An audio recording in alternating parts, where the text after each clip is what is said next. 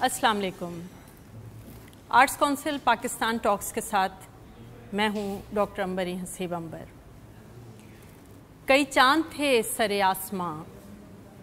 के चमक चमक के पलट गए, न लहू मेरे ही जिगर में था, न तुम्हारी जुल्फ स्याह थी, मगर वो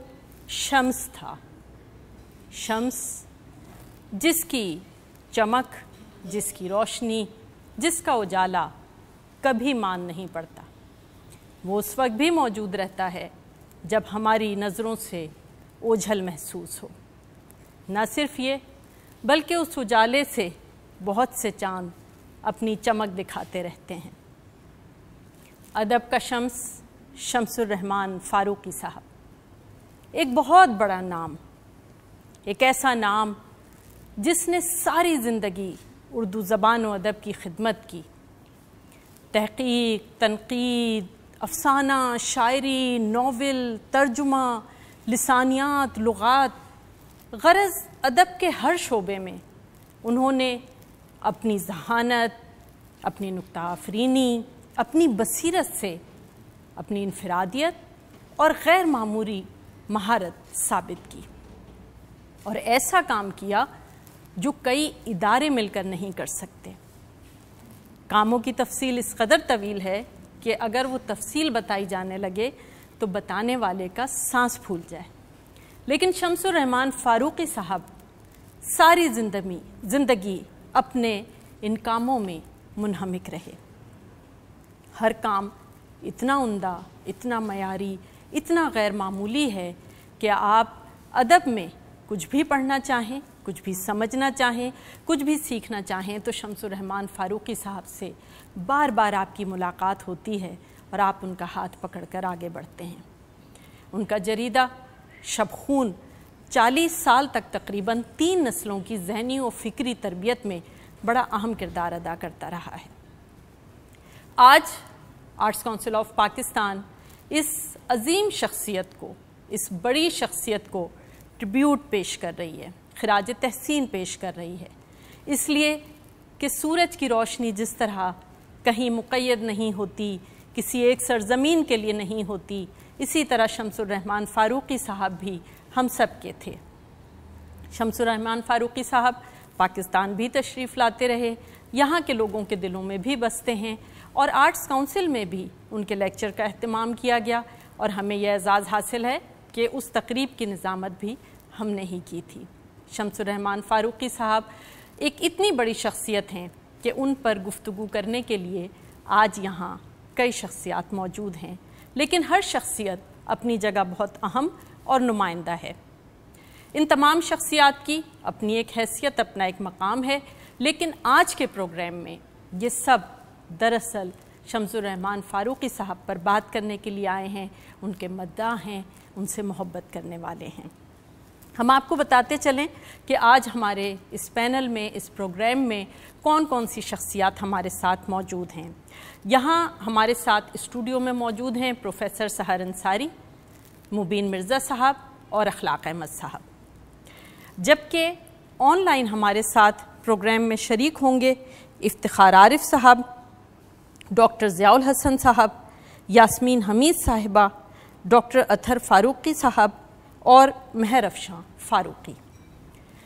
ज़ाहिर है कि शम्सुर रहमान फ़ारूक़ी साहब की शख्सियत इतनी बड़ी है कि हर शख्स हम समेत उन पर बहुत बात करना चाहता है, ये बताना चाहता है कि उसने क्या कुछ सीखा है शम्सुर रहमान फ़ारूक़ी साहब से, या उसने उनके काम को किस नज़र से देखा है। लेकिन वक्त हमारी मजबूरी होती है तो हम अपने तमाम शुरका से पहले ही ये दरख्वास्त कर लें कि अज़राए करम अपनी गुफ्तगू को जिस तरह भी मुमकिन हो 5-6 मिनट में समेटने की कोशिश कीजिएगा। सबसे पहले हम अपने स्टूडियो में मौजूद अखलाक अहमद साहब से डॉक्टर शम्सुर रहमान फ़ारूक़ी साहब के बारे में बात का आगाज़ करेंगे। अखलाक अहमद साहब, शम्सुर रहमान फ़ारूक़ी साहब एक हमा जहज़ शख्सियत हैं, तो हम चाहेंगे कि हमारे आज के इस प्रोग्राम में जो शख्सियात गुफ्तगू करें वो उनकी किसी एक शख्सियत को ज़्यादा फ़ोकस कर लें ताकि मुख्तलिफ़ जहतों पर बात हो सके। तो आप किस हवाले से शम्सुर रहमान फ़ारूक़ी साहब पर बात करना चाहेंगे? शुक्रिया अमरीन। मैं फ़िक्शन का طالب علم و قاری ہوں، اور میں ان کی جو چیز جس سے سب سے زیادہ گویا متاثر ہوں اسی پر بات کرنا چاہوں گا، وہ ہے ان کا ناول کئی چاند تھے سر آسماں۔ ایک عجیب بات ہے کہ یہ ناول جو ہے اس کے ذریعے شمس الرحمن فاروقی نے وہ جو برسوں سے ایک جھگڑا چلا آ رہا تھا کہ ایک اچھا نقاد جو فکشن کی تخلیق کی باریکیوں کو سمجھ بھی سکتا ہے، خامیوں کی نشاندہی بھی کر سکتا ہے، خرابی کو اس طرح بیان کر سکتا ہے کہ گویا تصحیح کیسے کی جا سکتی ہے، کیا وہ ایک ایسا نقاد، ایک جید نقاد خود بھی کچھ تخلیق کر سکتا ہے؟ شمس الرحمن فاروقی صاحب نے اس ناول کے ذریعے ادب کا یہ بہت بڑا جھگڑا ختم کر دیا۔ انہوں نے یہ ثابت کیا کہ وہ تنقید کی بصیرت بھی رکھتے ہیں اور تخلیق کی صلاحیت بھی رکھتے ہیں۔ مجھے نہیں معلوم، مجھے نہیں لگتا کہ اتنا بڑا تنقید کا کام کرنا، اتنا بڑا شاعری کا کام کرنا، تراجم کا، لغت نویسی وغیرہ وغیرہ، اس کے ساتھ کوئی آدمی فکشن میں بھی ایسا جادو جگا سکتا ہے۔ مجھے نہیں یاد پڑتا کہ کوئی جید نقاد اتنی بڑی تخلیق سامنے لایا ہو۔ اب میں دیکھتا ہوں ان سے محبت کرنے والے کی حیثیت سے، ایک قاری کی حیثیت سے دیکھتا ہوں پلٹ کر، تو اندازہ ہوتا ہے کہ وہ ایک اتنا بڑا پیکج تھے کہ جس کا پہلے اندازہ نہیں تھا۔ اب جب ہم پلٹ کے دیکھتے ہیں تو ہمیں یہ اندازہ ہوتا ہے کہ وہ تو 1935 میں پیدا ہوئے تھے، 15 برس کی عمر میں 1949 اور 50 میں ان کا پہلا ناول دلدل کے باہر میرٹھ کے ایک جریدے میں 4 قسطوں میں شائع ہوا تھا۔ تو کین یو امیجن یہ کون آدمی ہو سکتا ہے؟ اس کے بعد وہ مقابلے کے امتحان اور وہ انڈین پوسٹل سروس اور جگہ جگہ جانا اور پھر تنقید کا سلسلہ شروع ہو گیا۔ میٹرک کے بعد انہوں نے افسانے لکھے، وہ ناول لکھا، اور اس کے بعد ایک پورا 40 سال کا دور ہے جس میں انہوں نے فکشن کی طرف زیادہ توجہ نہیں کی، بلکہ بالکل توجہ نہیں کی، اور دوسرے میدانوں میں اپنے جھنڈے گاڑے۔ اب کیسی حیرت انگیز بات ہے کہ جب ان کی عمر 55 سال کراس کر گئی تو انہوں نے افسانے لکھنے شروع کیے۔ افسانے لکھنے شروع کیے، اپنے نام سے نہیں لکھے۔ بعد میں جب وہ پاکستان میں بھی چھپے، بعد میں جب وہ ان کا کلیکشن آیا سوار اور دوسرے افسانے، تو پتہ چلا اچھا جی شمس الرحمن فاروقی صاحب تو افسانہ نگار بھی ہیں، اور کیا کمال کے افسانے ہیں۔ اور ہمارا یہ خیال تھا کہ ہماری حیرانی کا وقت ختم ہو گیا، جو کمال ہمیں دیکھنا تھا وہ ہم دیکھ چکے۔ ہمیں کیا پتا تھا کہ 2006 میں جب شمس الرحمن فاروقی صاحب کی عمر 71 برس تھی، وہ ناول منظر عام پر آئے گا کئی چاند تھے سر آسماں، جو فکشن نگاروں کو بھی حیرت میں ڈال دے گا۔ اب یہ جو چیز ہے کہ ایک ایسا پیکج کہ وہ بچپن سے تقریباً بچپن سے میٹرک میں آدمی کو یہی کہا جاتا ہے، وہاں سے انہوں نے وہ فکشن کا سفر شروع کیا، اس کو روک دیا۔ 40 سال کا بیچ میں وقفہ آیا جس میں شب خون بھی شامل ہے، 39 سال تک وہ نکلتا رہا، اور ایک باقاعدہ معتبر جریدہ انہوں نے قائم کر کے دکھایا، اور اس کے بعد آخر میں آ کے انہوں نے ایک ایسا ناول لکھا کہ جسے ہم خوشی سے پیش کر سکتے ہیں کہ ناول اس طرح لکھا جاتا ہے، اس کے لیے اتنا پتا مارا جاتا ہے، اس کے لیے ایسی ریسرچ کی جاتی ہے، اس کے لیے ایسی مرقع نگاری اور ایسی جزیات اور اس طرح کا کمال دکھایا جاتا ہے، ایسی گٹھی ہوئی کہانی لکھی جاتی ہے۔ اور جو کہانی لکھی جا رہی ہے وہ 18ویں اور 19ویں صدی کی کہانی ہے، 200 سال پہلے کی کہانی ہے، جو اس کا سپین تقریباً 100 سال سے اوپر کا ہے، جو ناول میں جو سپین ہے۔ اور 21ویں صدی میں بیٹھ کر ہم اسے پڑھ رہے ہیں اور حیران ہو رہے ہیں. میں سمجھتا ہوں کہ یہ ایک ماسٹر پیس ہے اور شمس الرحمن فاروقی کا سب سے بڑا کمال ہے. انہیں ان کا اگر کوئی کام، ان کا نام ظاہر ہے بہت سی جہتوں میں آگے ہے اور نام ان کا انشاءاللہ بہت رہے گا، بہت تادیر رہے گا، لیکن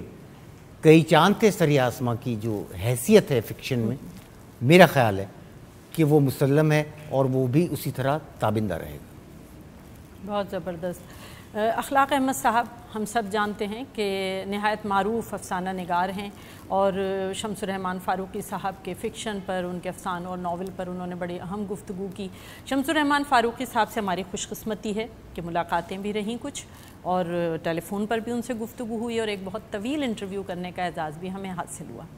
شمس الرحمن فاروقی صاحب کی شخصیت کی جو چیز سب سے زیادہ ہمیں متاثر کرتی رہی، ان کی ذہانت اور علمیت کے علاوہ، وہ ان کی شفافیت تھی.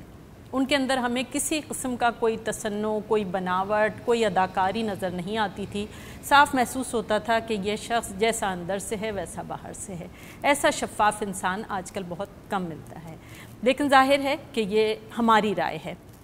سب سے مستند گواہی گھر کی گواہی ہوتی ہے. ہمارے اس پروگرام میں آج ڈاکٹر شمس الرحمن فاروقی صاحب کی صاحبزادی بھی موجود ہیں. ویسے تو ان کی اپنی بھی ایک ادبی شخصیت ہے، لیکن آج وہ شمس الرحمن فاروقی صاحب کی بیٹی کی حیثیت سے یہاں موجود ہیں. تو ہم اب چلیں گے مہر افشاں فاروقی صاحبہ کی طرف، جو امریکہ سے اس وقت ہمارے ساتھ اس پروگرام میں شریک ہیں، اور ہم یہ جاننا چاہیں گے کہ پوری دنیا جس بڑی شخصیت ڈاکٹر شمس الرحمن فاروقی صاحب کو جانتی ہے بحیثیت والد، وہ انہیں کیسا دیکھتی تھیں. جی مہر افشاں. بہت بہت شکریہ. میرے لیے یہ ہمیشہ بہت ہی مشکل رول رہتا ہے کہ میں محفلوں میں شامل ہوں اور جن میں ان کو خراج عقیدت پیش کی جا رہی ہے، اور پھر میں اپنے زخموں کو دوبارہ تازہ کروں.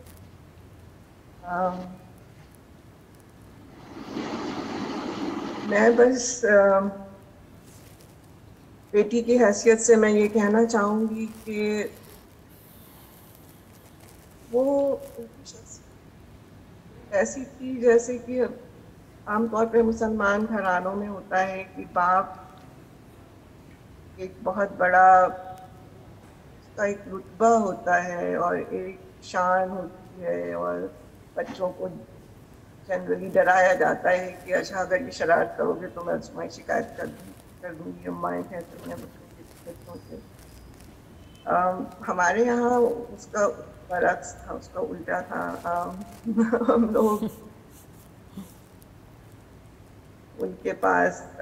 اپنی اماں کی شکایتیں لے کر جاتے تھے کہ وہ بہت سخت ہیں، بہت یہ نہیں کرنے دیتی ہیں، وہ نہیں. تو وہ ان کا مزاج ایسا تھا جیسے کہ جنریشنز اکراس جنریشنز وہ لوگوں سے کنیکٹ ہو جاتے تھے، چاہے وہ چھوٹا بچہ ہو، چاہے وہ جیسے مثال کے طور پہ ہمارے نانا تھے، ان کی بہت وہ عزت کرتے تھے، اور ہم لوگوں کو بھی یہی سکھاتے تھے بڑوں کی عزت کرو. لیکن بیک وقت وہ بے حد کنٹمپرری اور ماڈرن کی قسم کے انسان تھے. مثلا انہوں نے کبھی یہ نہیں کہا کہ دوپٹہ اوڑھو یا ایسے کپڑے مت پہنو، لیکن ایٹ دا سیم ٹائم اسی وقت وہ یہ کہتے تھے کہ گھر میں صرف اردو میں بات کرو، اور اردو پڑھنے اور فارسی اور عربی پڑھنے کا پورا انتظام تھا. وہ خود بیٹھ کر کے ہم لوگوں کو پڑھایا کرتے تھے، مجھے اور میری چھوٹی بہن. تو یہ ان کے اندر ایک بہت ہی غیر معمولی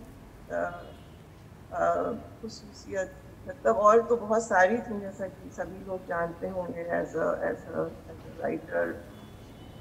انہوں نے کتنے قسم کے کتنے جانر سے کام کیا، اور لیکن ایز اے فادر بھی وہ ملٹیپل مطلب طرح کا رول انہوں نے نبھایا ہماری زندگی میں. As a father, as a friend, as a mentor, as a teacher, as a person جو کہ ہمیں ہمیشہ دراز جگہوں پر گھمانے لے جاتے تھے. جب وہ ڈرائیو کرتے تھے تو ہمیں لگتا تھا کہ ان سے اچھا بہتر کوئی ڈرائیور نہیں ہو سکتا. تو وہ اس طرح کی ایک بہت ہی غیر معمولی اور بےحد ذہانت تو ان کی اتنی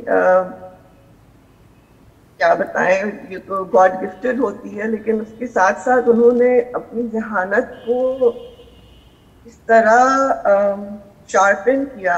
کہ وہ ہر وقت ان کے ہاتھ میں کتاب رہتی تھی, وہ ہر وقت پڑھتے رہتے تھے, وہ ہر وقت ادبی گفتگو کرنے کے لیے تیار رہتے تھے. کوئی بھی چیز کے بارے میں آپ ان سے پوچھ لیجیے, ان کو اس کے بارے میں معلوم ہوتا تھا. اس قدر ان کی نالج جو تھی وہ بہت گہری بھی تھی اور بہت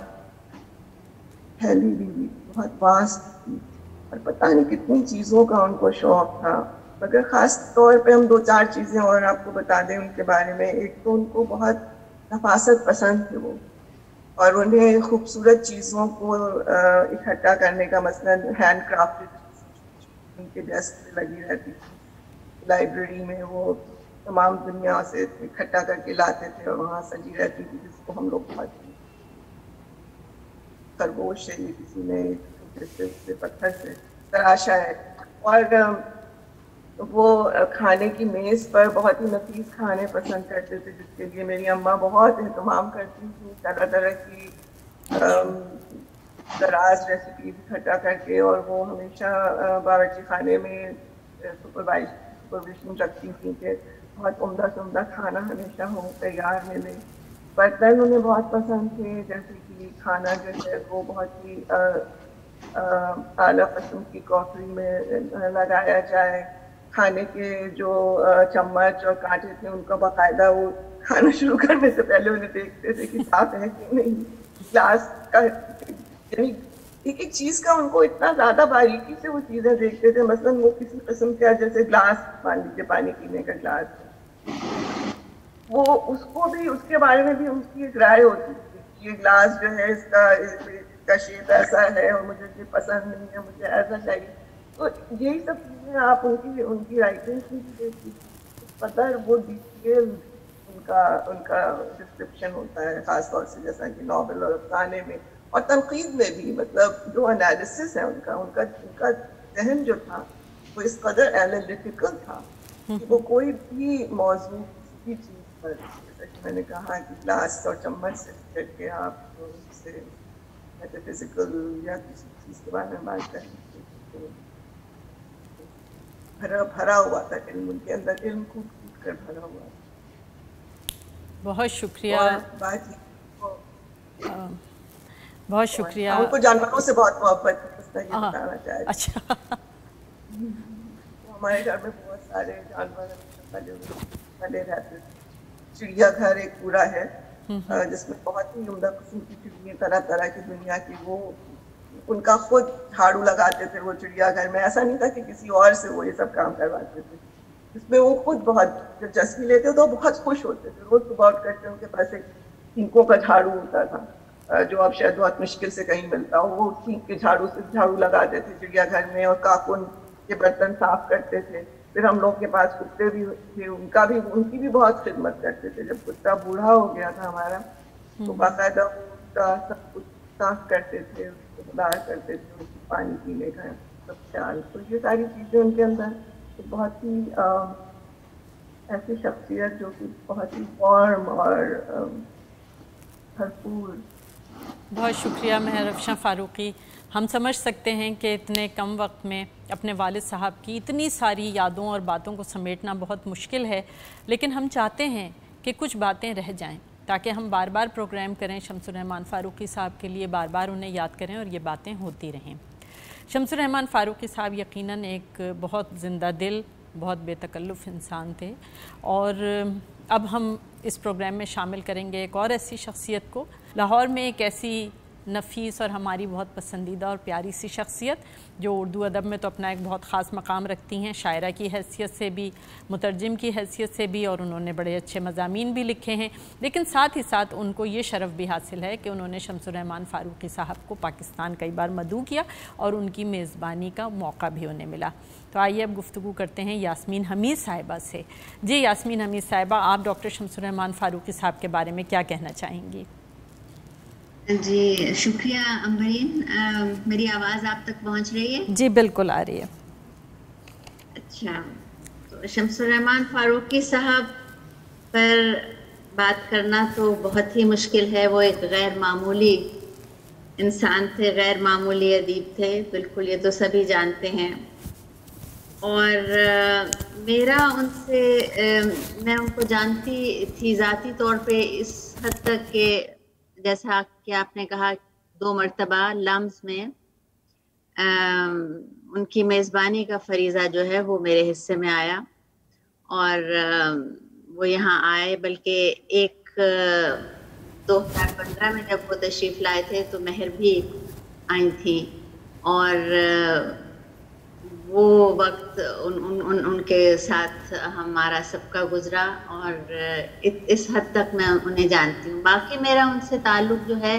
वो आप यूँ समझिए कि मुझे हमेशा लगा है कि गायबाना जैसे उस्ताद और शागिर्द का रिश्ता होता है, इस तरह का ताल्लुक़ उनसे बनता है। क्योंकि मैंने शम्सुर रहमान फ़ारूक़ी साहब की तहरीरें बहुत पढ़ी, ख़ास तौर पे उनकी तनकीदी तहरीरों से पढ़कर मेरा ख़्याल है मैंने बहुत कुछ सीखा है। और मैं समझती हूँ कि फ़ारूक़ी साहब बुनियादी तौर पर एक थिंकर थे, थिंकर हैं, क्योंकि मैंने जो अभी इनके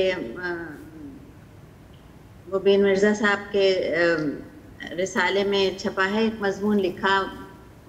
जी के मुतालिक जो भी मेरा तजुर्बा है और जो ख़ास तौर पे मुताले का मेरा तजुर्बा जो है उनकी तहरीरों का, उसमें कुछ बातें मैंने उनके बारे में लिखी और मैं उसमें से कुछ हिस्सा जो है वो यहाँ आपके साथ उसमें आपको भी शरीक करना चाहूँगी अगर आप इजाज़त दें। जी बिल्कुल। तो ये कि उनकी जो तनकीदी, मैंने जब पढ़ना शुरू किया तो मुझे हमेशा महसूस हुआ कि हमारे यहाँ बहुत सी चीज़ें वाज़े तौर पे नहीं कही जाती, लोग कहते हुए डरते हैं या फिर उलझावे उनमें ज़्यादा पैदा करते हैं। और उलझावे पैदा करने का सबब मेरे अपने ख्याल में यह है कि वो बातें खुद क्योंकि साफ नहीं होती हैं जहन में, इसलिए जब लिखी जाती हैं और लोगों तक पहुंचाई जाती हैं तो उनमें भी वो उलझावे जो हैं वो नज़र आते हैं। तो फ़ारूक़ी साहब जो है, इनकी तहरीरें इतनी शफ़ाफ़ तनकीदी तहरीरें जो आम तौर पे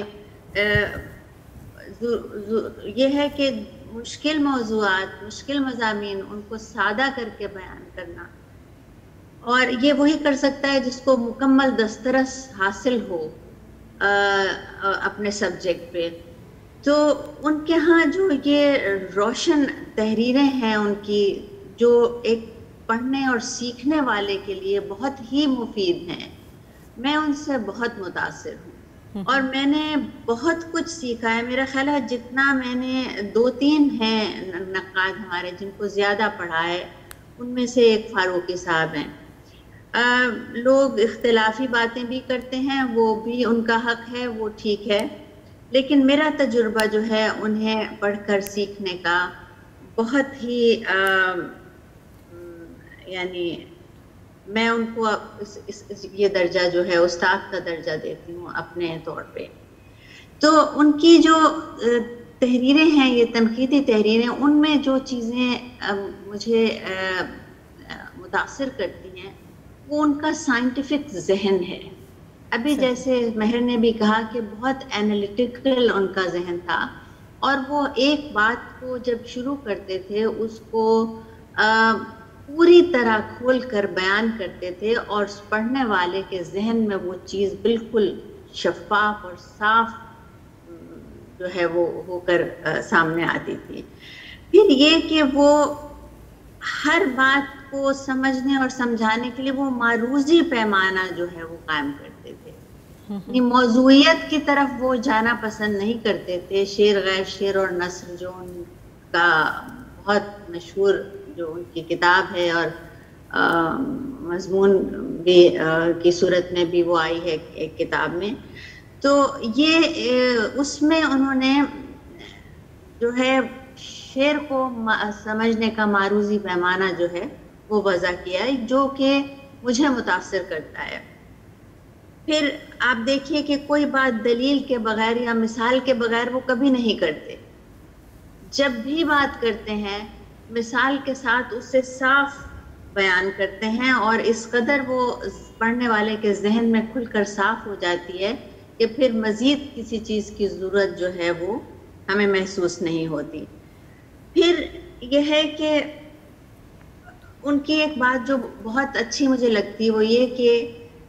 بحث قائم کرنے کے بعد وہ پڑھنے والے کو کسی الجھن میں چھوڑتے نہیں، بلکہ اپنا موقف جو ہے وہ بالکل واضح کرتے ہیں اور بات کو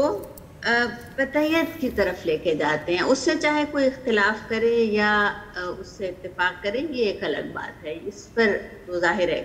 یہ ہر ایک کو اس کا حق ہے. اچھا، پھر یہ کہ وہ مغرب کے نہ تو خلاف ہیں اور نہ مشرق کے حق میں ہیں، بلکہ یہ ہے کہ وہ دلیل کے ذریعے صاف اور سیدھا راستہ قائم کرتے ہیں، خواہ وہ آپ کو کسی طرف بھی لے جائے. اور انہوں نے اردو ادب کی تقریباً تمام اہم اصناف پر مباحث قائم کیے ہیں، اور ان کے بارے میں ابھی اخلاق احمد صاحب ہی کہہ رہے تھے کہ ان کے بارے میں لکھا ہے، اور جو کچھ لکھا ہے اس میں کوئی بھی صنف ایسی نہیں جس میں ان کا لکھا ہوا جو ہے وہ کم اہمیت رکھتا ہو. ان کے بغیر یعنی ان کا نام لیے بغیر آپ کسی طرف جا نہیں سکتے، کسی طرف سے گزر نہیں سکتے. اگر فکشن کی بات کریں گے تو ان کا نام لیں گے، اگر شارٹ فکشن کی بات کریں گے، تنقید کی بات کریں گے، داستان کی بات کریں گے، میر تقی میر کی بات کریں گے، غالب کی بات کریں گے، جس کی بات کریں گے تو فاروقی صاحب کا نام لیے بغیر وہ بات مکمل نہیں ہوگی. تو یہ چند باتیں ہیں، اور عام طور پہ آج کل اور بھی کچھ چیزیں ہیں لیکن وقت کیونکہ کم ہے تو میں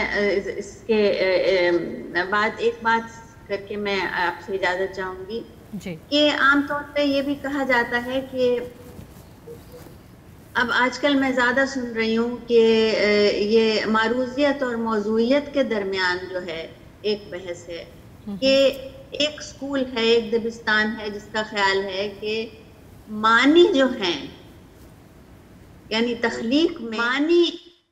کا بیان کرنا جو ہے وہ اتنا اہم نہیں ہے جتنا کہ کلی طور پر اس کی فضا کو جو ہے فضا کے ذریعے شعر کو سمجھنا. اور جبکہ فاروقی صاحب جو ہیں وہ معنی کو بہت اہمیت دیتے ہیں. تو میں سمجھتی ہوں کہ موضوعیت کی طرف کیا مطلب کیفیاتی جو تاثر ہے کسی بھی تخلیق کا اس کی طرف جانے کے لیے معنی کے راستے سے بچ کر آپ نہیں جا سکتے. اور جو یہ بات جس طرح سے بیان کی ہے فاروقی صاحب نے، اور تو یہ مطلب اس پر جو یہ اعتراض کیا جاتا ہے یا یہ بات اس کا تذکرہ کیا جاتا ہے، میں سمجھتی ہوں کہ یہ انہوں نے ان کا یہ کام جو انہوں نے معنی کو سمجھنے کا طریقہ سکھایا ہے یہ بہت اہم ہے. یہ اس کے لیے خاص طور پر بہت اہم ہے جو ادب میں یعنی جو آغاز کر رہا ہے یا جو ادب کا طالب علم ہے جو ابھی دوسرے راستوں سے نہیں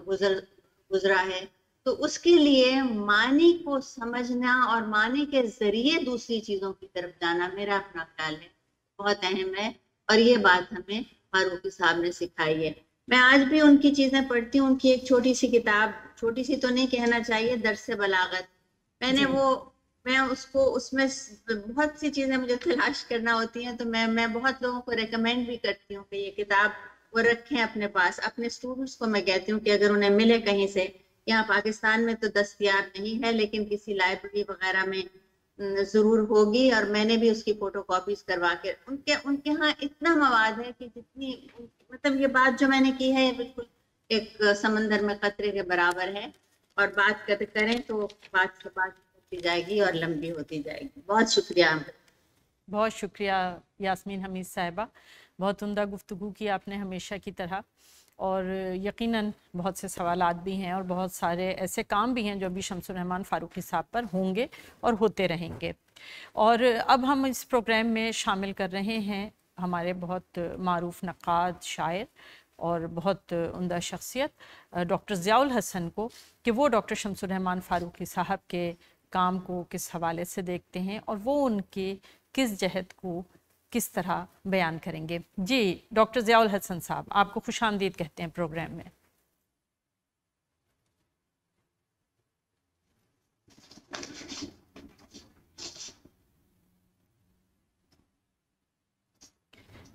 ڈاکٹر ضیاء الحسن صاحب بھی آج کل پاکستان میں نہیں ہیں، لیکن وہ ہمارے ساتھ موجود ہیں، ان کا بہت شکریہ. جی ڈاکٹر صاحب. بہت شکریہ. فاروقی صاحب کے حوالے سے آرٹس کونسل آف پاکستان نے یہ خصوصی مجلس منعقد کی ہے. آرٹس کونسل بھی اور احمد شاہ صاحب بھی اپنے بڑے ادیبوں کو خراج تحسین پیش کرنے میں ہمیشہ پیش رہے. فاروقی صاحب کی شخصیت، جیسا کہ ابھی تک کی گفتگو سے ہم سب تک بات پہنچی ہے، بہت وسیع الجہد شخصیت تھے. ایک سطح ان کی یہ تھی، اور دوسری سطح پہ میں سمجھتا ہوں کہ اگر ان کے سارے کام کو پیش نظر رکھا جائے تو وہ مرکوز تھی ایک نقطے پر، اور وہ تھا ہند اسلامی تہذیب. ہند اسلامی تہذیب میں گنجی ہوئی شخصیت تھے شمس الرحمان فاروقی صاحب. انہوں نے خود بھی اس کا اظہار کیا ہے. وہ جو پیش لفظ انہوں نے سوار اور دوسرے افسانے ان کا مجموعہ تھا، افسانوں کا مجموعہ، اس کے پیش لفظ میں انہوں نے بڑی تفصیل سے اس بات کی طرف اشارہ بھی کیا ہے، اور اپنے افسانہ نگاری کے جو پورے سفر ہے اس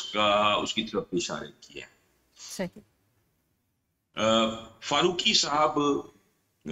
مختلف زمانوں میں مختلف حوالوں سے معروف ہے. 20ویں صدی میں، 20ویں صدی کے اواخر تک وہ یعنی جدیدیت کے حوالے سے معروف رہے. ان کا رسالہ شب خون 1966 میں جب آغاز ہوا تو وہ جدیدیت کے علم برداروں میں شمار کیے گئے. پھر ان کا کام جو میر صاحب کے حوالے سے ہے، شعر شورانگیز اور شاعری صاحب کرانی، یہ داستانوں کے حوالے سے 3 جلدوں پر مشتمل ان کا کام. یہ دونوں کام جب ہم دیکھتے ہیں تو ان دونوں کا مرکز ہمیں 18ویں اور 19ویں صدی کا ہندوستان نظر آتا ہے، خاص طور پہ دلی. تو اسی طرح غالب کے چند پہلو اور تفہیم غالب اور ان کے دیگر جو کتابیں تنقید کے حوالے سے اور تحقیق کے حوالے سے ہمارے سامنے ہیں، لغات کے حوالے سے ان کا کام ہے یا دیگر کام ہے، ان سب کو اگر دیکھا جائے تو پتہ لگتا ہے کہ ان کی شخصیت کا غالب حصہ 18ویں اور 19ویں صدی کے ہندوستان کی تہذیب میں الجھا ہوا ہے، اور وہ اس الجھن کو مختلف تحقیق و تنقید کے حوالے سے بھی انہوں نے سلجھانے کی کوشش کی. لیکن مجھے یہ لگتا ہے کہ جب وہ فکشن کی طرف آئے تو شاید وہ زیادہ بہتر طور پر اپنی اس الجھن کو سلجھانے میں کامیاب ہوئے کہ ان کی ذات میں، ان کی شخصیت کے باطن میں جو ایک تہذیبی شخصیت موجود ہے وہ کہاں سے. میر پر ظاہر ان کا بڑا کام ہے، اور ایک طویل عرصے تک وہ شعر شورانگیز کے حوالے سے جانے پہچانے گئے. پھر ایک زمانہ ایسا آیا جب وہ داستانوں کے حوالے سے جانے پہچانے گئے، اور 21ویں صدی میں وہ ان کی فکشن نگار کے حیثیت سے، افسانوی نثر نگار کی حیثیت سے ان کا کام ہمارے سامنے آیا، اور ہم نے محسوس کیا کہ ان کا افسانہ ہو یا ناول ہو، دونوں کی بنیادیں 18ویں اور 19ویں صدی کے ہندوستان کی تہذیب میں رکھی. اب ان کی ظاہر ذات میں جیسے کہ کہا کہ تحقیق بھی شامل تھی، تنقید بھی شامل تھی، داستانیں بھی شامل تھیں، کلاسیکی شاعری بھی شامل تھی، لغت بھی شامل تھی. مجھے یہ لگتا ہے کہ یہ تمام کام اس اسلوب میں خرچ ہوا جو ہمیں ان کے افسانوں میں اور ان کے ناولوں میں نظر آتا ہے. دونوں ناولوں میں قبض زماں میں وہ میرا خیال ہے شاید اردو کا واحد ناول ہے جو ملفوظاتی اسلوب میں لکھا ہوا ہے. اسی طرح جن لوگوں نے تفصیل سے ایک سے زیادہ بار کئی چاند تھے سرے آسماں کو پڑھا ہے، انہیں اس بات کا احساس ہوگا کہ اس کے اسلوب کی جو غالب حصہ ہے وہ ہماری داستانوں سے آیا ہے،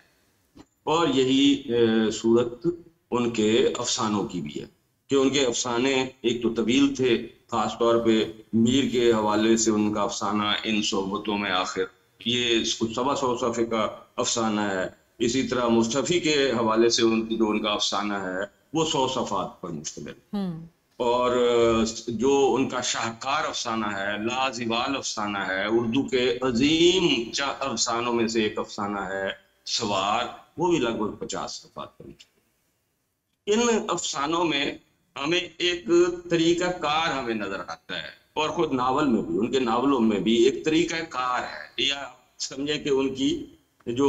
فکشن لکھنے کی ایک ٹیکنیک ہے کہ وہ اصل جو ان کا موضوع ہے یا مسئلہ ہے افسانے میں، اس تک آنے سے پہلے وہ اس کے پس منظر میں بڑی تفصیل سے چلے جاتے ہیں، اتنی تفصیل سے چلے جاتے ہیں کہ لگتا ہے کہ جیسے وہ اصل افسانے کو بھول گئے ہیں اور اس کے پس منظر میں ضم ہو گئے ہیں. جیسے مثال کے طور پہ میر پر جو ان کا افسانہ ہے اس میں 45 صفحات پر، یعنی 125 صفحات کا 120 صفحات کا افسانہ ہے، اس میں سے 45 صفحات اس پس منظر کو واضح کرنے میں یا نمایاں کرنے میں انہوں نے 45 صفحات لکھے جو نور خانم کی شخصیت بنانے میں کار فرما رہے ہیں. اسی طرح جو مصطفی کا افسانہ ہے اس میں جو بنیادی کردار یا بیان کنندہ ہے اس کی زندگی کو انہوں نے پہلے 30 صفحات میں بیان کیا ہے، اور پھر چلتے چلتے وہ ان کی متاحی بیگم تک پہنچتے ہیں اور پھر مصطفی کی زندگی کا دور شروع ہوتا ہے. تو اسی طرح غالب افسانہ میں جو ان کا کردار ہے بین ماد و رسوا، تو وہ بھی غالب تک پہنچتے پہنچتے غالب کی صحبت میں یا مجلس تک آتے آتے 20 صفحات انہوں نے اس کے شخصیت کو واضح کرنے میں یعنی وقف کیے اس کے لیے. تو یہ ان کا طریقہ کار. یہ طریقہ کار اگر آپ غور کریں تو منٹو کا بھی یہی رہا. منٹو کے افسانے جو ان کے نمائندہ افسانے ہیں سارے ہی ایسے ہیں کہ تقریباً نصف افسانہ وہ اپنے کردار کی شخصیت کو بیان کرنے میں کے لیے وقف کرتے ہیں، اور باقی نصف میں وہ افسانہ وقوع پذیر ہوتا ہے جو ان کا مقصود ہوتا ہے، اور جس سے وہ انسانی ذات کے جو پوشیدہ اور نادریافت گوشے ہیں ان تک رسائی حاصل کرتے ہیں. تو فاروقی صاحب کا بھی یہ طریقہ کار ہے کہ وہ اتنی وضاحت کے ساتھ یعنی آپ سوچیں کہ 45 صفحے میں منٹو کے 2 افسانے طویل افسانے آ جاتے ہیں، اتنے صفحات میں انہوں نے اس کا پس منظر نور خانم کا بیان کیا. تو یہ مجھے لگتا ہے کہ فاروقی صاحب نے فکشن لکھنے کا ایک نیا اسلوب دریافت کیا تھا جو انہی سے مخصوص ہے. اس اسلوب کا کوئی فکشن رائٹر ہمیں نظر نہیں آتا، اور ابھی کبھی کبھی ہمیں یہ شک گزرتا ہے کہ شاید ان کے ناول کو بھی اور ان کے افسانوں کو بھی ایڈٹ ہونے کی ضرورت تھی، لیکن کبھی محسوس ہوتا ہے کہ یہ ان کے اسلوب کا خاص پہلو تھا، اور اس کے بغیر ان کا جو افسانہ یا ناول ہے وہ مکمل ہوتا ہی نہیں ہے. یعنی یہ کہ وہ ان کے اسلوب کا ناگزیر حصہ ہے. اب ظاہر فاروقی صاحب ہمارے ہم عصر ہیں، ابھی شاید اردو میں کئی چاند تھے سرے آسماں سے زیادہ ڈسکس ہونے والا کوئی دوسرا ناول ہی نہیں ہے. ہمیں معلوم ہے کہ आग का दरिया निस्फ सदी तक बहुत ज़्यादा ज़ेर बहस रहा, लेकिन जब हम देखते हैं फारूकी साहब के नावल पर होने वाले मबाहिस और काम को जब हम देखते हैं तो ऐसा लगता है जैसे उर्दू का सबसे ज़्यादा ज़ेर बहस रहने वाला नावल कई चांद थे सरे आसमां है, बावजूद इसके के उनके जो पेशवा थे कुछ थोड़े सीनियर थे, जैसे बानो कुदसिया का राजा गिद है, उस पर भी वो तो CSS में शामिल होने की वजह से बहुत सारी उस पर बहुत कुछ लिखा गया, लेकिन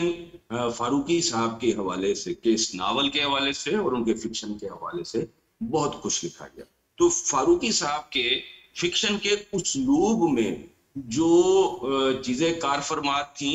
वो उनकी तश्कील में, वो मुझे लगता है कि वो उनका पूरा जो निस्फ सदी से ज़्यादा का काम था वो सारा का सारा उन्होंने अपने उसलूब में समो दिया। उन्होंने खुद लिखा कि इब्तदा उन्होंने अफसाना निगारी से की, इब्तदाई ज़माने में वो अफसाने लिखते रहे, फिर एक तवील गैप है उनके यहाँ और वो तवील गैप भी तकरीबन निस्फ सदी का गैप है जी। तो इस खला के बाद उन्होंने जब 1998 में शब खून का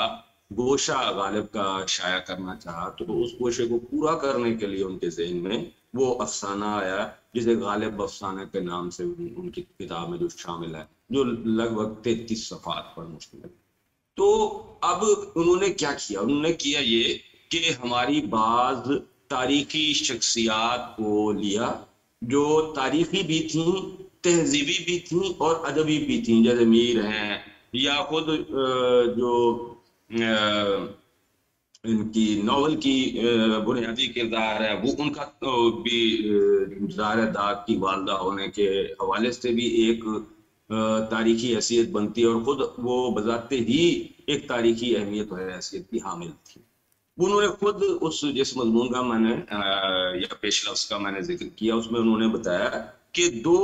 अंग्रेजी के नावल निगारों विलियम मेकपीस थेकरे और A.S. बाइट से ये फन सीखा बकौल उनके कि कैसे तारीख को फिक्शन बनाया जा सकता है। उन्होंने अपने यानी तारीखी नावल निगारों से कुछ नहीं सीखा, इसलिए कि हमारे तारीखी नावल निगारों के पास तो कुछ सिखाने के लिए था ही नहीं, वो तो बड़े सादा वाक़या निगार थे। तो फारूकी साहब ने जो तारीखी अफसाने लिखे या तारीखी नावल लिखे, उन्हें तारीखी अफसाने या तारीखी नावल कहते हुए झिझक होती है क्योंकि हमारे यहाँ उसकी कोई रिवायत नहीं थी और ना हमें कोई ऐसा बड़ा काम इस हवाले से नजर आता है। फारूकी साहब ने अपने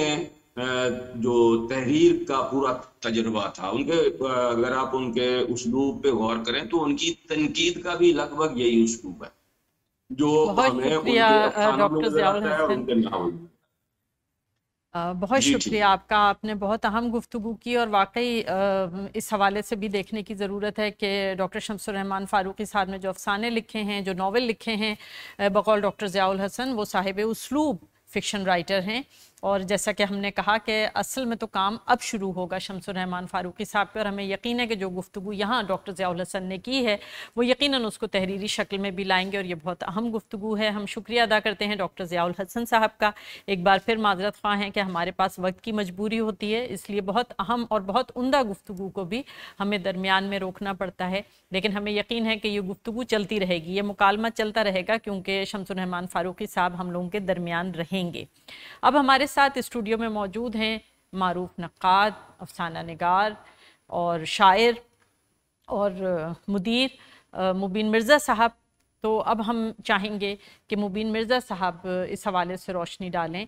कि अभी तक जितनी गुफ्तगू हुई है, जैसे यास्मीन हमीद साहिबा ने कहा कि वो इस तरह गुफ्तगू करते थे और ज़ाहिर है उन्हें अंदाज़ा था कि वो अथॉरिटी हैं, तो वो जो भी बात करते थे वो दो टोक करते थे। उनका फ़िक्शन जैसा कि बात हुई अखलाक अहमद साहब ने की, डॉक्टर ज़ियाउल हसन ने की कि वो फ़िक्शन आम फ़िक्शन से मुख्तलिफ है, और डॉक्टर साहब ने तो उन्हें साहिब उसलूब फ़िक्शन निगार करार दिया। और उनकी अज़मत की हम समझते हैं एक बड़ी दलील ये भी है कि मुख्तलिफ स्कूल ऑफ थाट्स के लोग यहाँ मौजूद हैं, मगर वो सब शम्सुर रहमान फारूकी साहब के मोतरफ हैं। तो आइए मुबीन मिर्ज़ा साहब से जानते हैं कि वो शम्सुर रहमान फारूकी साहब के बारे में क्या किन ख्यालात का इजहार करते हैं। जी मुबीन मिर्ज़ा साहब।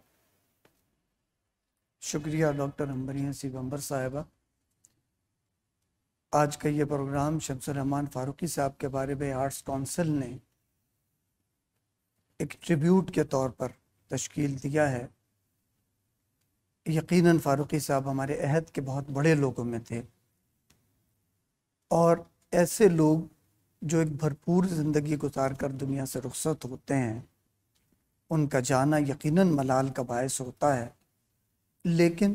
اس کے ساتھ ساتھ یہ پہلو بھی قابل غور ہے کہ ہم ان کی زندگی کو، ان کے کاموں کو، ان کی شخصیت کے روشن اجزاء کو پیش نظر رکھیں، اور ہم اس ملال کو فوکس کرنے کی بجائے اس نقطے کو فوکس کریں کہ انہوں نے زندگی کو کارآمد کیسے بنایا، انہوں نے وہ کون سے کام کیے جو ہمارے معاشرے کے لیے، ہماری تہذیب کے لیے اور ہمارے ادب کے لیے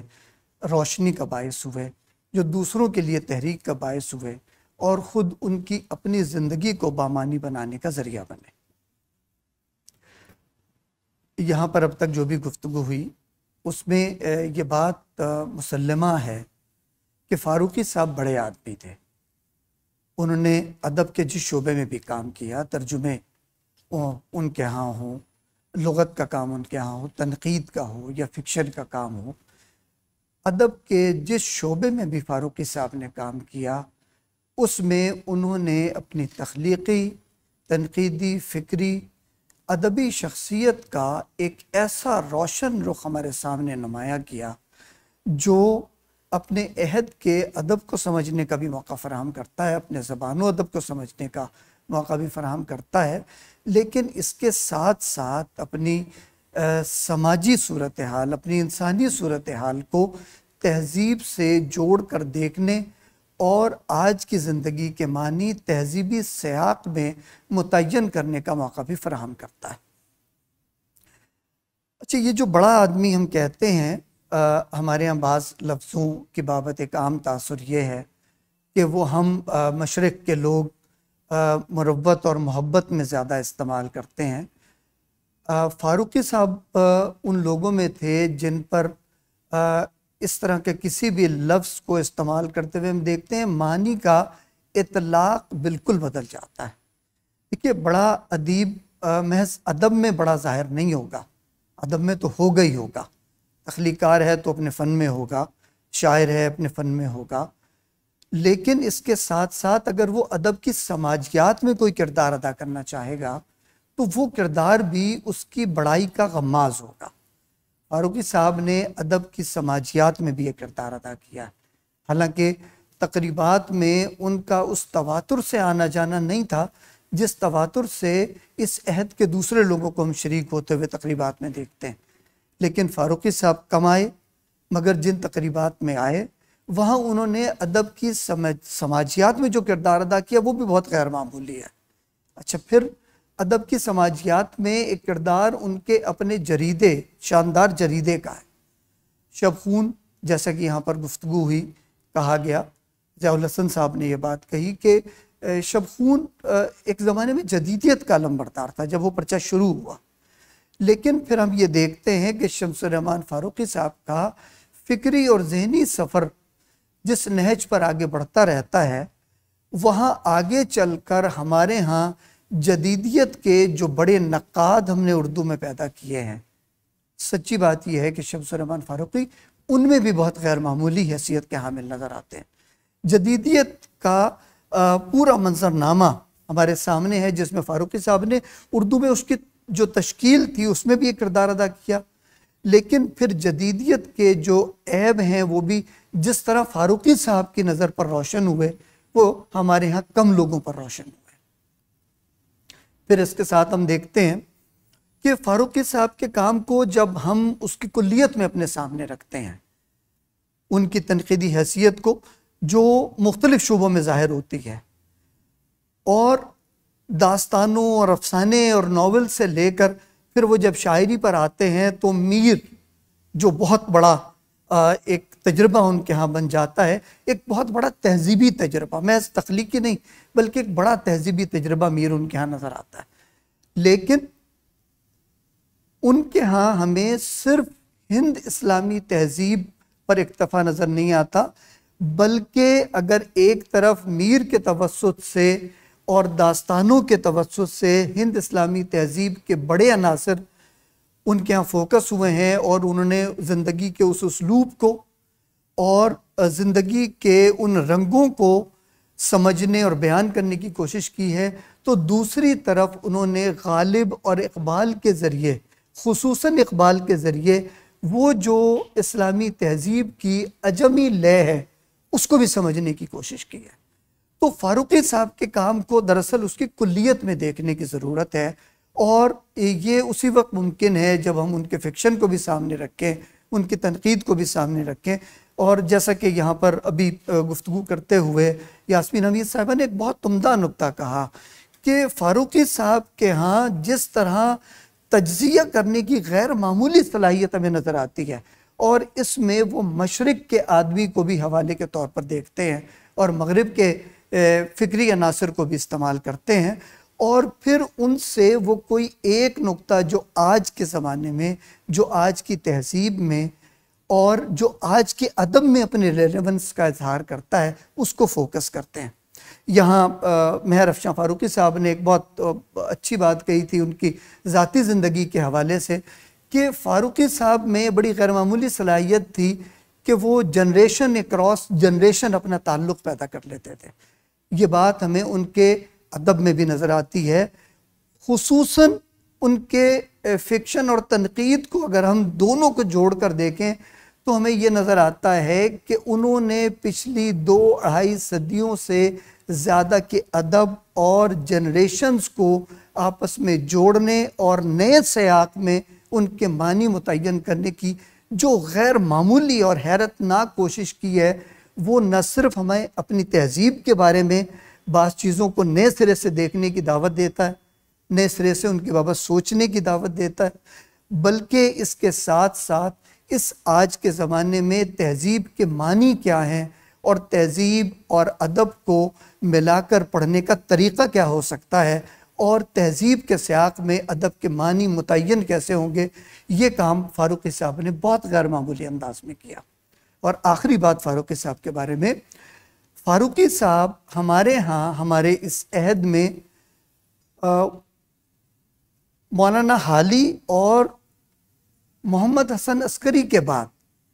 وہ تیسرے بڑے نقاد ہیں جن کی بابت یہ کہا جا سکتا ہے کہ انہوں نے بہت ان پاپولر جو ڈسکشنز ہیں وہ اپنی تنقید میں کیے، اور بہت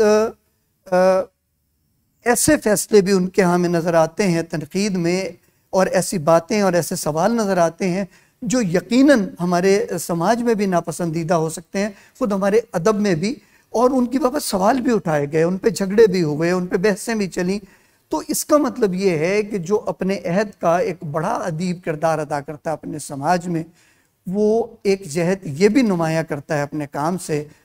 کہ ہمیں غیر مقبول فیصلے بھی کرنے ہوں اور ناپسندیدہ سوالات بھی اٹھانے ہوں،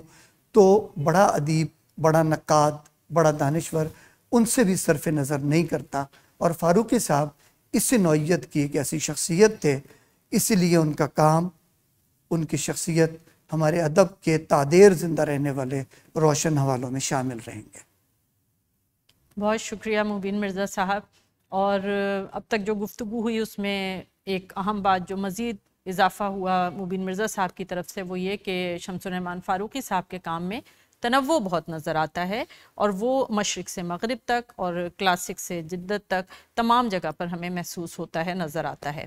اور اب ہم اس پروگرام میں شامل کر رہے ہیں افتخار عارف صاحب کو، جو اسلام آباد سے ہمارے ساتھ ہیں۔ آپ کسی تعارف کے محتاج نہیں ہیں، اردو ادب، اردو شاعری، اردو زبان کی بات اور افتخار عارف صاحب کا نام نہ جانتا ہو کوئی، ایسا ممکن ہی نہیں ہے۔ افتخار عارف صاحب، آپ کس حوالے سے شمس الرحمان فاروقی صاحب کی شخصیت کو دیکھتے ہیں اور انہیں کیسا پاتے ہیں؟ کیا گفتگو کریں گے آپ شمس الرحمان فاروقی صاحب پر؟ رحمان کے بارے میں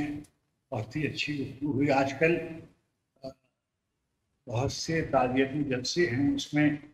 بعض چیزیں مبالغے کے طور پر کہی جاتی ہیں، اور سب کے لیے یہ کہا جاتا ہے کہ ان کے جانے سے بڑا خلا پیدا ہو گیا، اور ہر شخص کے لیے ایسے لفظ اسی شرق آباد سے نوازا جاتا ہے کہ بس حیرت ہوتی ہے۔ اور جب اس کا اطلاق صحیح شخص پر کیا جائے پھر رکتا ہے آدمی کہ پھر شمس الرحمان جیسے لوگوں کو کیا کہا جائے. میں سمجھتا ہوں کہ شمس الرحمان فاروقی ہمارے عہد میں جیسے ابھی مبین نے کہا عسکری صاحب کے بعد سب سے بڑے آدمی تھے تنقید کے میدان میں. یہ وہ زمانہ ہے کہ جب انہوں نے لکھنا شروع کیا اور اس وقت رفیع پسند تحریک کے زور کا زمانہ تھا جی. اور میں نے ان کو دیکھا ہے کہ ہندوستان میں خاص طور پر انہوں نے واحد گویا جدید لکھنے والوں میں تھے جو بڑے نقادوں کے مقابلے میں انہوں نے شبخون کو تحریک کے طور پر لانچ کیا اور کوئی دوسرا اور رسالہ شاید ہمارے زمانے میں ایسا نہیں ہے کہ جس نے کسی نظریے کی کو لے کر اس کی پاسداری کی ہو، اس کی ترویج کی ہو. شمس الرحمان فاروقی یہ سب کے لیے کہہ دیا جاتا ہے کہ وہ عربی بھی جانتے تھے. جو آدمی قرآن شریف پڑھ لیتا ہے اس کو ہم کہتے تھے کہ عربی کے عالم تھے. فارسی کے 2 شعر اس کو یاد ہوتے ہیں، آپ کہہ دیتے ہیں کہ فارسی زبان پہ ان کو بہت تسلط تھا. انگریزی میں اپنا نام لیتے لکھ سکتے ہیں، اس کو کہہ دیتے ہیں کہ وہ انگریزی ادب پہ بہت تسلط رکھتا تھا. شمس الرحمان فاروقی شاید ہمارے زمانے میں واحد نقاد ایسے تھے کہ جن کو عربی اور فارسی اور ہندی اور اردو اور مغربی ادب پر کامل دسترس کے طور پر کہا جا سکتا ہے. شاید ہی کوئی مغرب کا ایسا ادیب ہوگا پڑھا جس کو ان کی نظر سے نہ گزرا ہو. تازہ ترین کتابیں اور رسالے بھی ان کی نظر سے گزرتے تھے اور وہ ان کے مباحث میں آتے تھے، روزمرہ کی زندگی میں آتے تھے. میں سب یہاں باتیں ہوتی رہی. اب مثلاً بعض ایسی باتیں بھی ہوگی جن سے اختلاف بھی کیا جا سکتا ہے. بالکل سکے کہ آگ کا دریا ظاہر ہے بہت بڑا ناول ہے اور اس کا ایک اپنا مقام ہے، مگر وہ بھی بہت ڈسکس ہوا ہے. اور اس کے بعد ہمارے ہاں جیسا کئی چاند تھے سر آسمان ڈسکس ہوا ہے ہندوستان میں اور پاکستان میں، شاید دوسرا ہم بالکل سر پہ نظر کر رہے ہیں کہ کس قدر مانیومنٹل کام کیا ہے. کوئی اور کام شمس الرحمان نے نہ کیا ہوتا. شمس العلماء نے اگر صرف کئی چاند تھے سر آسمان کا انگریزی ترجمہ ہی کیا ہوتا تو وہی ان کے نام کو باقی رکھنے کے لیے کہا. انہوں نے فرانسس بشپ کے ساتھ مل کر میر کے ساتھ جو کام کیا وہ آپ دیکھیے. غالب اور میر کے سلسلے میں جو ان کی تفہیم ہے اس کا اندازہ آپ کو ان کی کتابوں سے ہوتا ہے. بہت بنیادی نوعیت کی کتابیں، مثلا اردو کا ابتدائی زبان چھوٹی سی کتاب ہے، مگر میں سمجھتا ہوں کہ بڑے بڑے جو ہمارے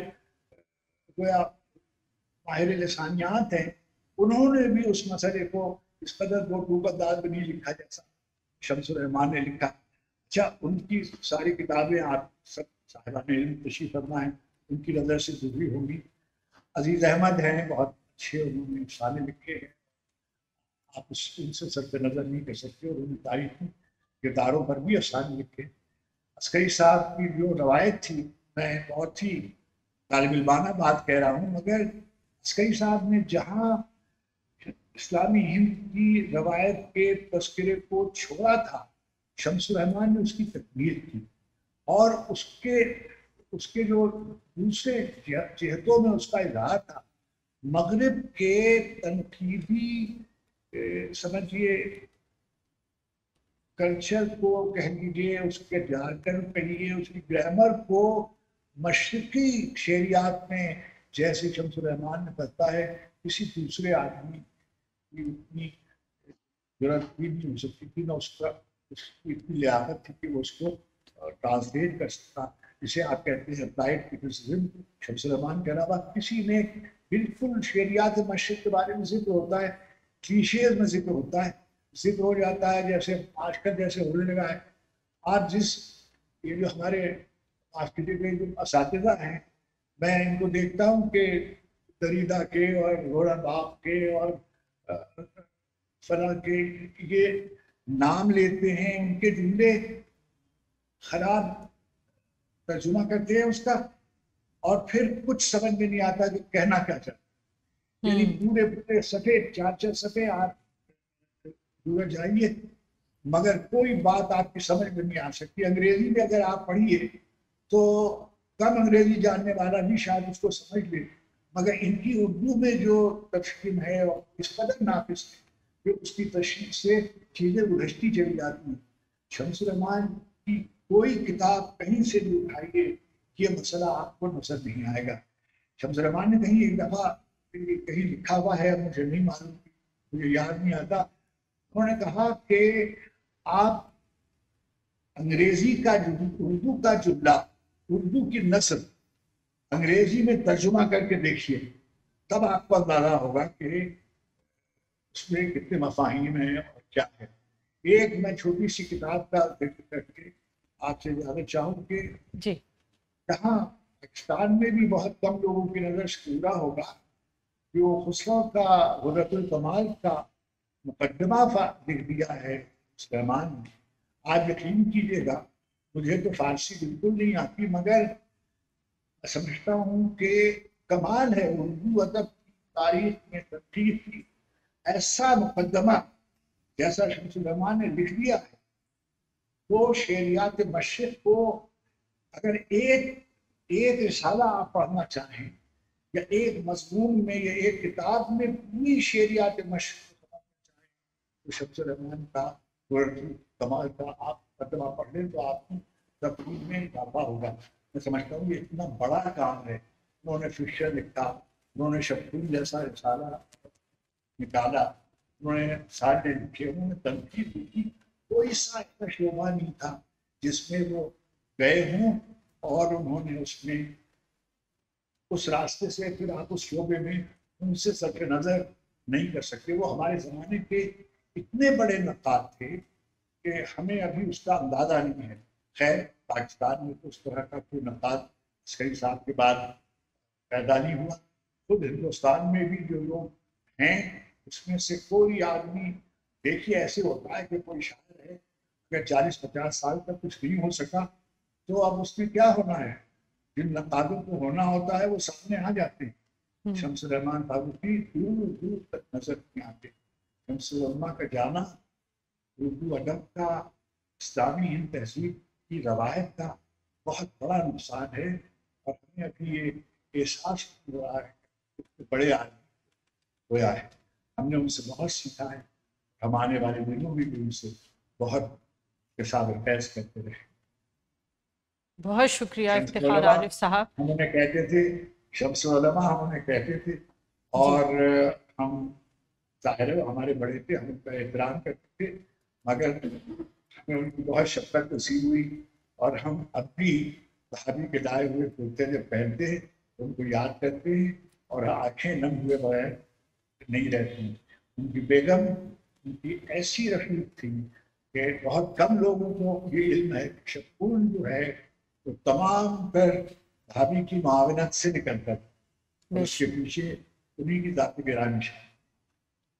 بہت شکریہ افتخار عارف صاحب۔ بے شک ہر کامیاب مرد کے پیچھے ایک عورت کا ہاتھ ہوتا ہے، اور شمس الرحمان فاروقی صاحب کی جو بیگم ہیں ان کی جو رفاقت ان کے ساتھ رہی اس پورے کام میں اور اس پورے سفر میں، وہ یقیناً قابل ستائش ہے۔ اور ڈاکٹر شمس الرحمان فاروقی صاحب کی جو تحریریں ہیں ان میں کہیں کوئی تحریر گنجلک محسوس نہیں ہوتی، بلکہ ایک شفافیت اور ایک نہایت صاف تحریر ان کی تنقید کی بھی ہوتی ہے۔ افتخار عارف صاحب نے اظہار خیال کیا ڈاکٹر شمس الرحمان فاروقی صاحب کے کام پر، ان کی شخصیت پر، اور اب اس پروگرام میں گفتگو کے ہمارے آخری شریک ہیں معروف شاعر، نقاد، ماہر لسانیات، دانشور پروفیسر سحر انصاری، جو اس وقت اسٹوڈیو میں ہمارے ساتھ موجود ہیں، اور اب ہم جانیں گے کہ وہ افتخار ڈاکٹر شمس الرحمان فاروقی صاحب کے بارے میں کیا بات کرتے ہیں اور ان کے کام کو کس طرح دیکھتے ہیں، کیونکہ اب ظاہر ہے کہ ہم پروگرام کو کنکلوڈ بھی کریں گے۔ جی پروفیسر سحر انصاری صاحب۔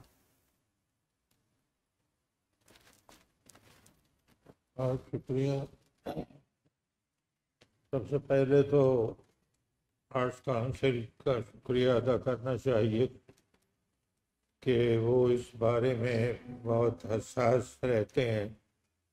کہ ادب کی اور فنون کی جو شخصیتیں ہیں ان کے رخصت ہونے کے بعد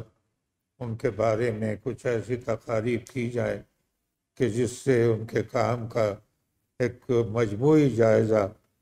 ہمارے ناظرین اور سامعین کے سامنے آ سکے۔ شمس الرحمن فاروقی صاحب ایک ہمہ جہت شخصیت تھے۔ ان کی تمام جو کارگزاریاں ہیں اور ان کے جو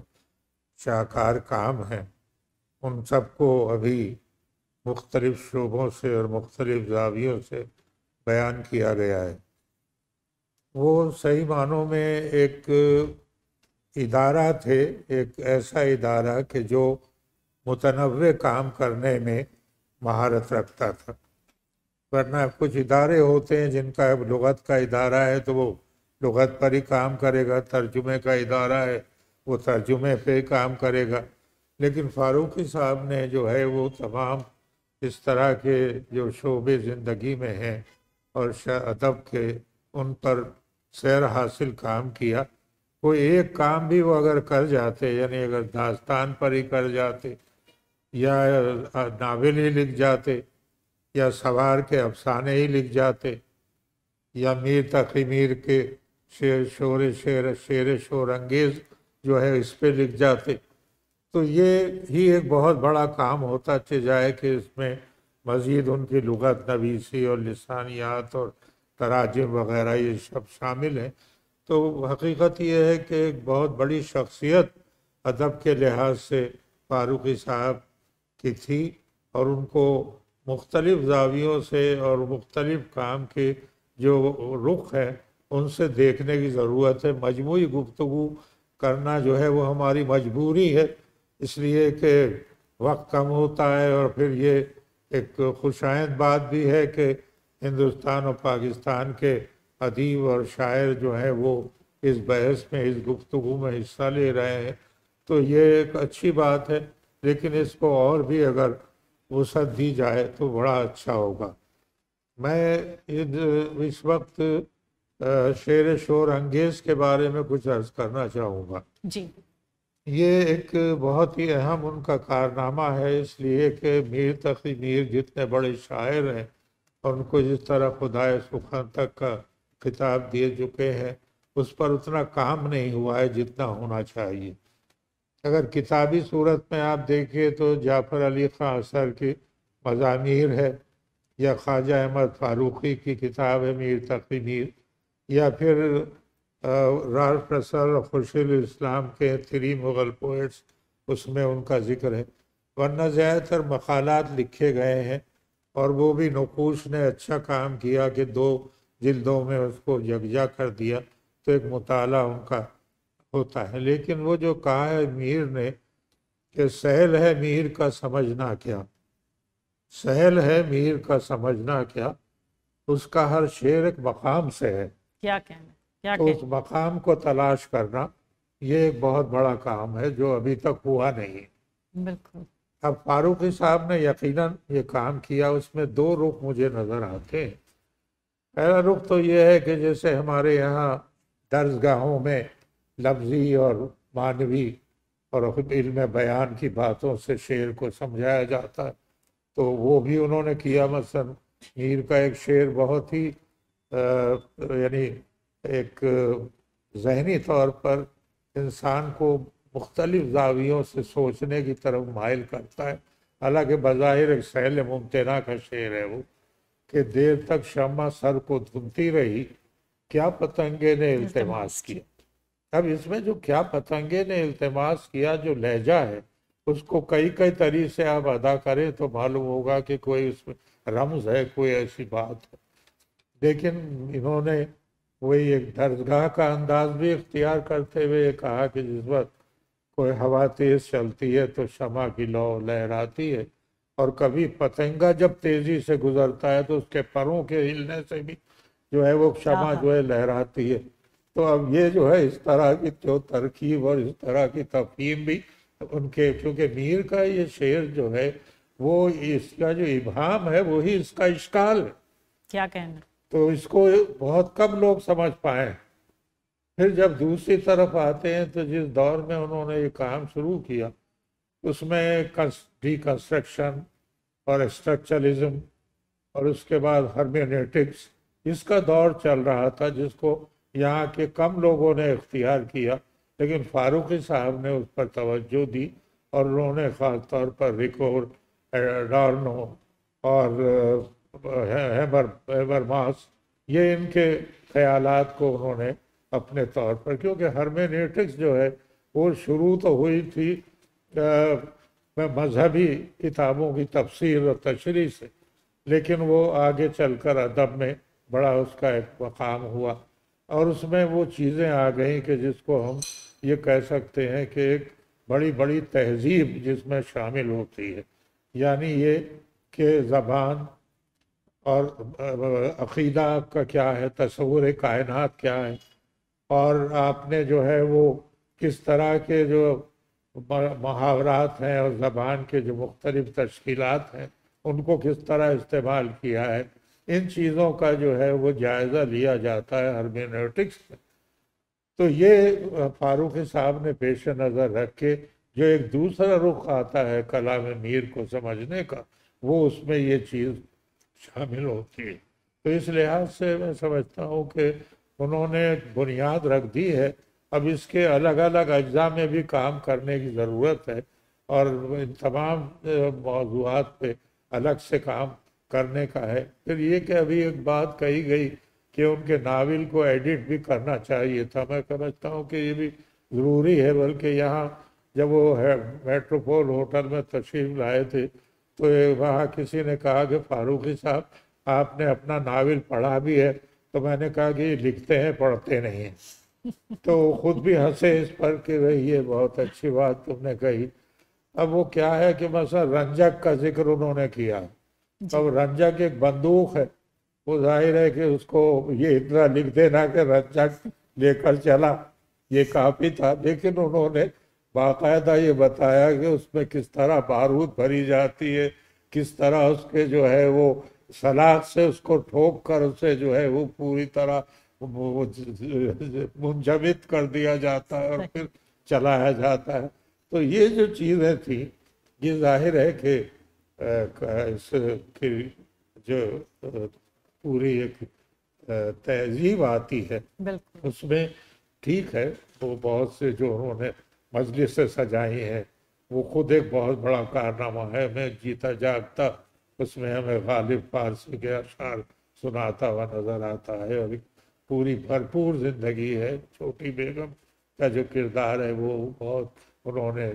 بڑے میتھیکل انداز میں اس کو شروع کیا، حالانکہ بعد میں جو نقادوں نے کہا کہ نہیں ایسی کوئی شخصیت تھی نہیں، لیکن فکشن میں اس طرح کی بات اٹھائی نہیں جاتی کہ ایسی شخصیت تھی یا نہیں، لکھنے والے نے کس طرح لکھا اور اس کا حق ادا کیا یا نہیں کیا، اس پر اس معیار پر فاروقی صاحب پورے اترتے۔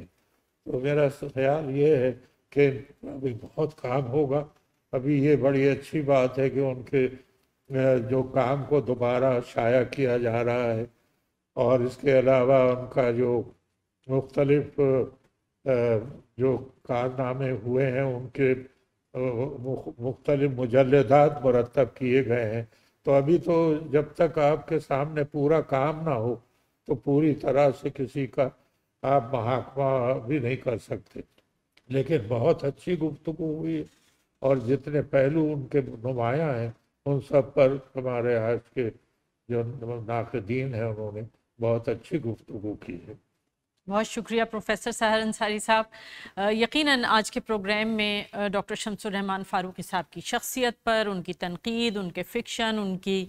شعری تنقید، شعر و شور انگیز، ہر لحاظ سے، ہر جہت سے ان کی شخصیت پر، ان کے کام پر گفتگو ہوئی ہے، اور نتیجہ یہی نکلا ہے کہ شمس الرحمان فاروقی صاحب کا کام معیار اور مقدار دونوں لحاظ سے نہایت قابل رشک ہے۔ یہ کام آنے والی نسلوں کے بھی سامنے رہے گا۔ ہم جب بھی اردو ادب یا اردو زبان کا مطالعہ کرنا چاہیں گے، ڈاکٹر شمس الرحمان فاروقی صاحب ہمیشہ ہماری مدد کے لیے وہاں موجود ہوں گے۔ ان سے اختلاف بھی کیا جائے گا، ان کا اعتراف بھی کیا جائے گا، ہر دو صورتوں میں وہ زندہ رہیں گے۔ اس لیے کہ انسان کی بقا کا فیصلہ اس کی موت نہیں اس کی زندگی کرتی ہے، اور شمس الرحمن فاروقی صاحب نے جتنی فعال اور کارآمد زندگی گزاری ہے وہ اردو ادب اردو زبان میں ہمیشہ زندہ رہیں گے۔ ہزاروں سال نرگس اپنی بے نوری پہ روتی ہے، بڑی مشکل سے ہوتا ہے چمن میں دیداور پیدا، وہ دیداور ہمارے درمیان سے اٹھ بھی جائے تب بھی موجود رہتا ہے۔ عنبری حسیب عنبر کو اجازت دیجیے، انشاءاللہ اس پروگرام میں ہم اپنے مزید اکابرین اور اپنے بہت اہم شخصیات کو اسی طرح ٹریبیوٹ پیش کرتے رہیں گے، ان کو یاد کرتے رہیں گے۔ تب تک کے لیے